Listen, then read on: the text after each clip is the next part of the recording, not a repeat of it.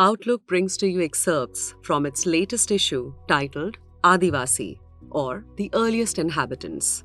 This issue of Outlook looks at the politics of appropriation and resistance in the wake of recent developments in the states like Jharkhand and the Union Territory of Ladakh. With the general elections due this year, it remains to be seen how the Adivasis, who form more than 8% of the total population, participate and how the identity politics shape up in the future. From the substrata, Outlook's back of the book section that goes beyond the usual. Weaves of Their Lives by Vinitha Mokil from Outlook.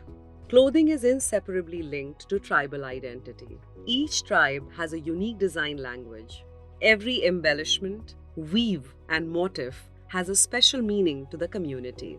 A few years ago, a newly erected statue of Mother Mary in Singur village in Ranchi district sparked a controversy that echoed across Jharkhand. The reason? Mary was depicted wearing a white sari with a red border. Members of the Sarna Dharm, the faith which many tribes in Jharkhand follow, objected to the sari. Sarna elders threatened to remove the statue from the village unless the attire was changed. Dressing Mother Mary in a red and white sari, worn by Jharkhandi tribal women, was seen as a tactic to convert Sarna tribals to Christianity. The sari, a distinct marker of tribal identity, was weighted with religious and cultural meanings. Red and white are prominent tribal colors, says fashion designer Ashish Satyavrat, founder of Ranchi-based Joragram. In tribal philosophy, red represents blood and sacrifice, and white symbolizes peace.